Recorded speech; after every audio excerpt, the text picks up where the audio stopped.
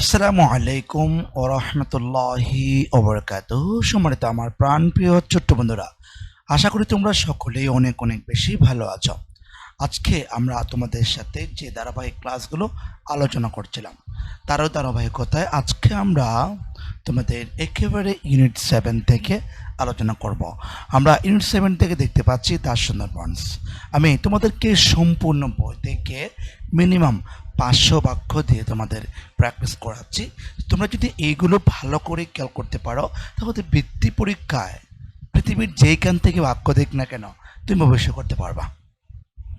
আচ্ছা, তো আজকে আমরা দেখব যে আমরা ইউনিট 7 থেকে মোট 40টা বাক্য এখানে যুক্ত করেছি প্র্যাকটিস। আজকে আমরা এই ক্লাসে প্রায় 20টি পর্যন্ত আলোচনা করব। তোমরা যদি ক্লাসটি ভালো করে বুঝতে চাও অবশ্যই শেষ অবধি পর্যন্ত না টেনে দেখার জন্য বিনীতভাবে অনুরোধ করছি। চলো তাহলে আমরা আমাদের প্র্যাকটিসগুলো শুরু করি। নাম্বার ওয়ান আমরা দেখতে পাচ্ছি আমার সাবজেক্টে আছে কি দ্য সুন্দরবনস। ঠিক আছে, দ্য সুন্দরবনস শব্দটি দেখলে তোমার প্লোরালের মতো হলেও কিন্তু এটি প্লোরাল না, এটা সিঙ্গুলার। তাহলে কি করতে হবে, আমার এখানে যে বি বলেছে না, এই বি ভার্ব থেকে আমরা মূলত তিনটি শব্দ পাই। একটি হচ্ছে এম, ইজ, আর হচ্ছে কি আর। তো সেক্ষেত্রে আমরা এখানে যেহেতু সাবজেক্টটি থার্ড পারসন সিঙ্গুলার এবং প্রেজেন্ট ইনডিফিনিটেন্সের ক্ষেত্রে আমরা এখানে ইজ ব্যবহার করতে পারি। তার মানে দ্য সুন্দরবনস ইজ হবে। দুই নাম্বারে দেখতে পাচ্ছি আমরা সাবজেক্ট ইট বলেছে। ইট বলতে মূলত সুন্দরবনকে বুঝিয়েছেন। তারপর আমরা এখানে দেখতে পাচ্ছি একটা শব্দ দিয়ে আছে ব্র্যাকেটে, সেটা হলো কি প্রটেক্ট।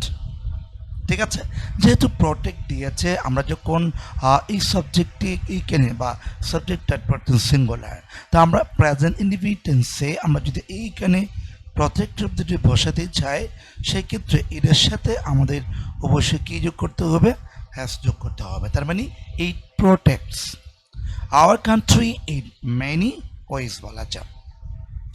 তারপর 3 নম্বরে দেখতে পাচ্ছি স্ট্রং রুটস বলা যায়। ঠিক আছে, স্ট্রং রোডস। এরপর দেখতে পাচ্ছি এখানে সেফ আছে।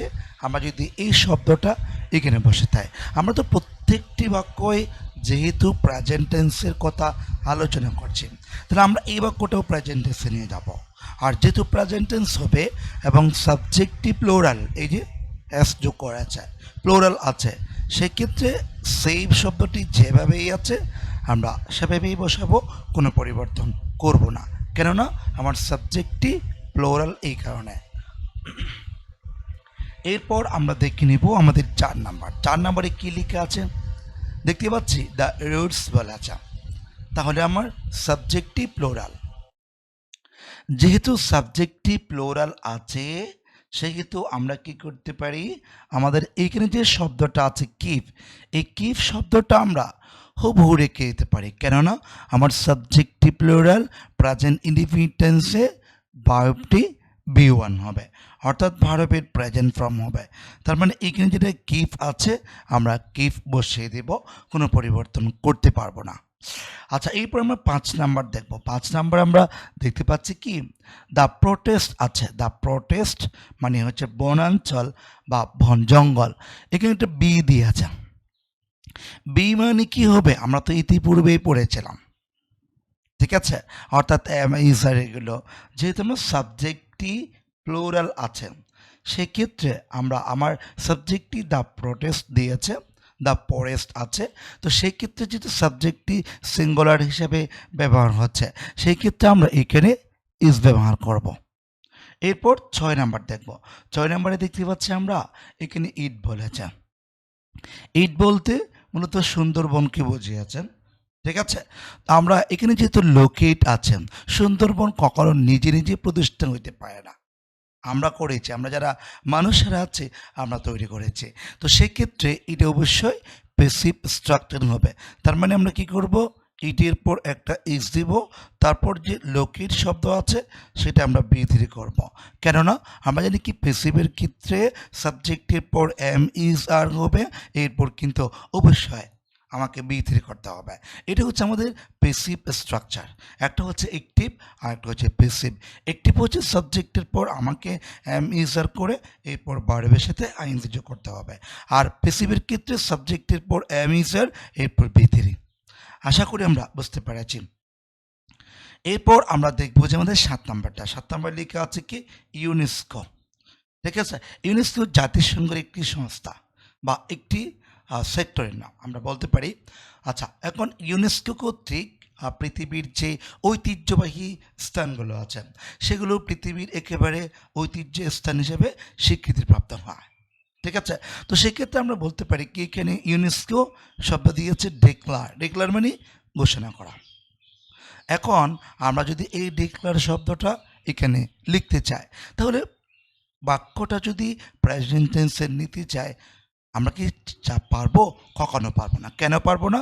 এই যে দেখো 1997 এটি কিন্তু একটা অতীত নির্দেশক শব্দ, আর 1997 সেটা তো আজ না, আজ তো 2026। ঠিক আছে, তো সেই ক্ষেত্রে এটা যেহেতু অতীতের কথা বলেছে আমরা অবশ্যই সেটাকে পাস্ট টেন্সে নিয়ে যাব।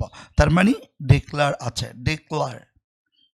ঠিক আছে, এই যে ডিক্লার হবে আমরা এর সাথে এডি যোগ করবো, কেননা ডিক্লার এটি হচ্ছে কি V1, আমরা এটাকে V2 করতে চাইলে একটা ডি যোগ করব। আশা করি আমরা বুঝতে পেরেছি। এরপর আমরা 8 নাম্বার দেখব। যেহেতু ক্লাসটা অনেকটা বড় হয়ে যাচ্ছে সেই ক্ষেত্রে আমরা প্রয়োজনে প্রত্যেকটি ক্লাসে 10টা করে আলোচনা করে সেই ক্ষেত্রে হয়তো আমাদের দেখার ক্ষেত্রেও ভালো হলো, শেখার ক্ষেত্রে আমরা সবাই বুঝতে পারবো। আচ্ছা, এরপর আমরা কিন্তু দেখতে পাচ্ছি দ্য প্রোটেস্ট আবার আছে। এর আগেও আমি তোমাদেরকে বলেছিলাম যেহেতু সাবজেক্টটি থার্ড পারসন সিঙ্গুলার সেক্ষেত্রে আমরা প্রেজেন্ট টেন্সে এই শব্দটা যদি এই জায়গাতে বসাতে চাই শূন্যস্থানে তাহলে কি হবে? প্রোভাইডস এস যোগ করতে হবে। ঠিক আছে, কেননা সাবজেক্টটি থার্ড পারসন সিঙ্গুলার এই কারণে। এরপর আমরা দেখব আমাদের 9 নাম্বারটা। 9 নাম্বার কি আছে? দ্য রয়্যাল বেঙ্গল টাইগার বলা আছে। রয়্যাল বেঙ্গল টাইগার তো আমাদের জাতীয় পশুর নাম, সাবজেক্টটি থার্ড পারসন সিঙ্গুলার। তো সেই ক্ষেত্রে আমরা কি করব? এখানে যেটি লিপ আছে এই লিপ শব্দটি আমরা এই জায়গাতে বসাবো, আমরা এস যোগ করব, কেননা সাবজেক্টটি থার্ড পারসন সিঙ্গুলার এই কারণে। সাবজেক্টটি থার্ড পারসন সিঙ্গুলার নাম্বার হলে আমরা মূল ভার্বের শেষে এস বা ইএস যোগ করতে পারি প্রেজেন্ট ইনডিফিনিট টেন্সে। ঠিক আছে, এরপর আমরা দেখে নিব আমাদের 10 নাম্বার। 10 নাম্বার দেখতে পাচ্ছি আমরা স্পটেড ডিয়ার।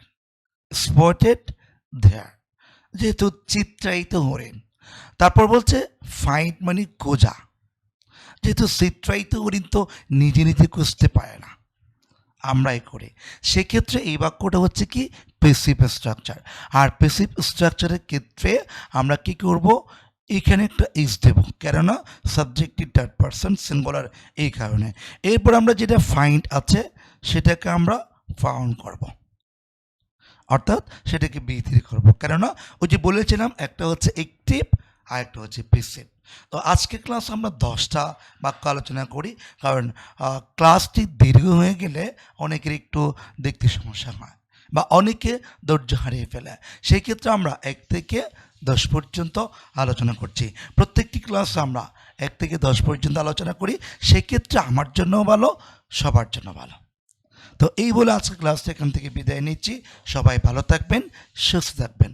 আসসালামু আলাইকুম ওয়া রাহমাতুল্লাহ।